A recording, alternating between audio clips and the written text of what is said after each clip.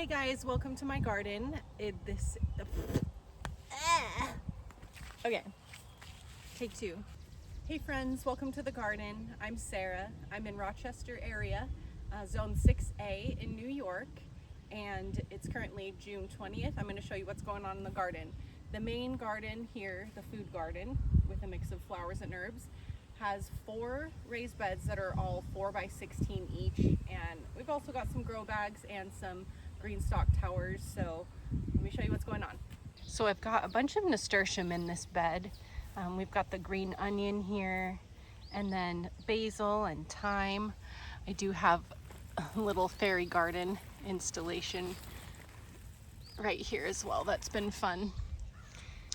I added bouquet dill because I do like to add that to my cut flower bouquets, so that's been really fun. These blooms get really big. So like I said, we've got some chamomile here, just some lettuce that's gonna bolt and go to flower. The thyme is in flower there. And I've got a mix of things. I really like to mix as much as possible and just kind of see what happens. The peas are about to reach the top of that teepee there. We've got kale, garlic, and some other greens that have gone to seed and flower over here. Behind it there's mostly peas in those grow bags. Got our little cowboy pool back there where we cool off. Here's the green stalks. A mix of things in there as well. Some flowers, beans, and herbs in both of these. In the first food tunnel here, we've got peas, tomatoes, more peas, more tomatoes. So first we've got a little baby coleus tucked down in there next to the radish that has gone to seed, and I'm waiting for the little pods to develop. The wall of peas behind that. Down below we do have some jalapenos, some tomatoes, got a couple cucumber plants also on that trellis. Here are the precious metal zinnias from Floret that I'm super excited about. I got about 8 there. Some marigolds. We've got a bush tomato variety here right in front of the trellis, using the trellis as a bit of support. Then the peas. Here is the spoon tomato plant that I need to prune. You really have to prune this guy. It gets out of control. It's the most prolific tomato plant, I think, out there. But the tomatoes are just little baby size. They call them spoon tomatoes because you can fit like a little handful inside of a spoon.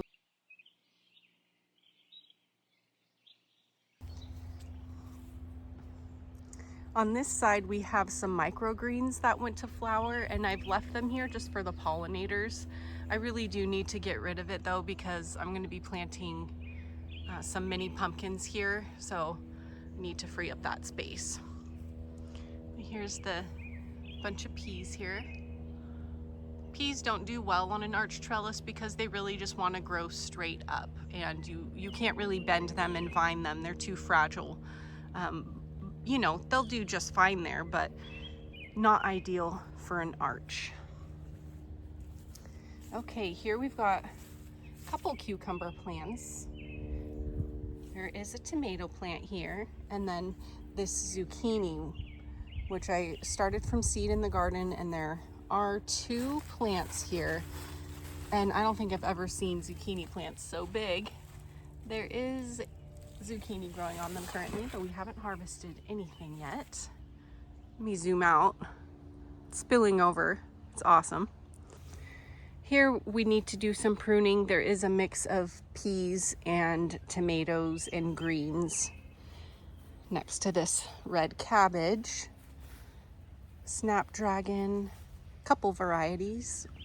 I believe this is the Oriental Lantern or Chinese Lantern Snapdragon, which I'm not using for cutting because it's a little bit shorter, but it's so cute. the variegated nasturtium. And then a different variety of snapdragon. Don't remember, but it's a pink and white. I'll have to look it up to see what I put in there, because I did start those from seed this year inside. More bouquet dill. I haven't fixed this, but there are 3 tomato plants going through the cracks of the beds that sprung up from just last year's tomatoes.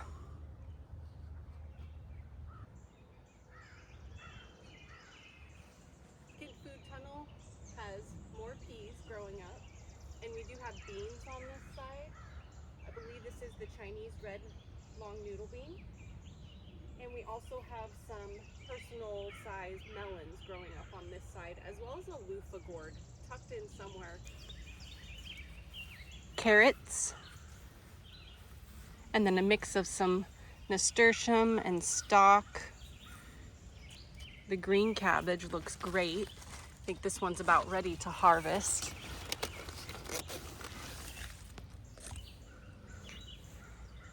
And then over here we've got the beans. This one has reached quite tall so far. The other one is right here.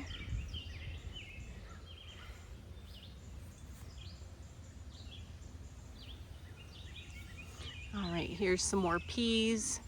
There is the melon plant. Or the loofah gourd. We'll have to see how that turns out. There's a tomato here, some more bouquet dill. Rhubarb. Anyone need rhubarb?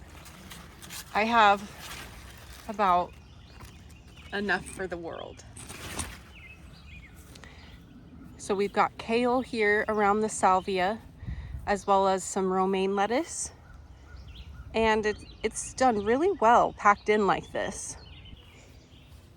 And I'll try to show you, but I very densely planted seeds directly in the very early spring of carrots and lettuce. I didn't mean to put carrots and lettuce in the same spot. I don't know what was happening there. But the lettuce, basically, while the others have bolted, this lettuce is so densely packed that I can still come in here and harvest all the time from it, and it's not bitter at all.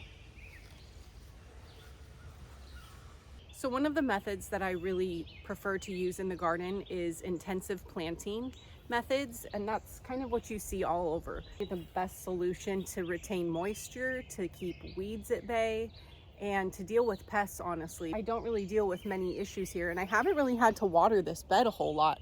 I mean, look how densely planted this is. It's, you know, it's almost like there's no method to the madness, and kind of that's the way that I run the garden.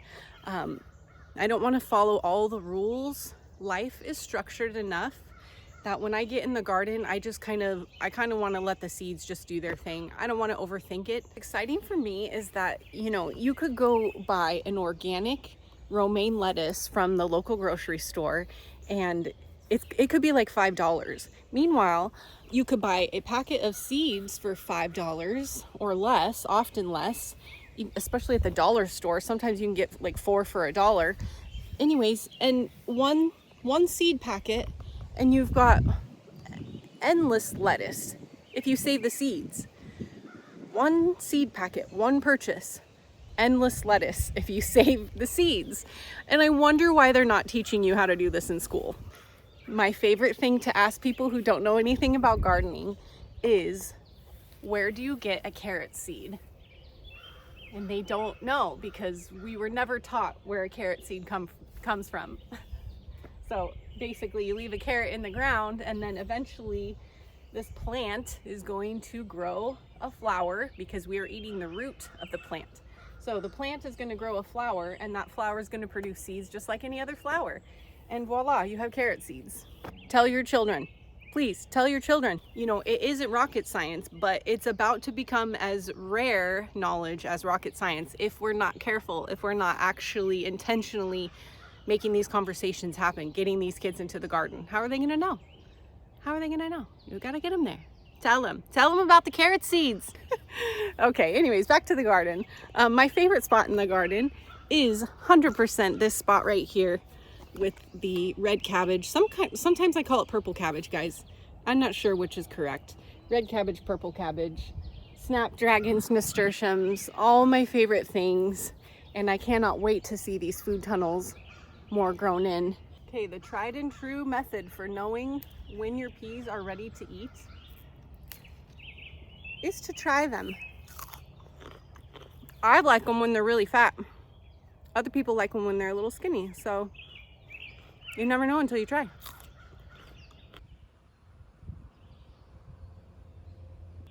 Real quick, lastly, I'll just show you the chicken coop garden because the yarrow just started blooming and it's really pretty.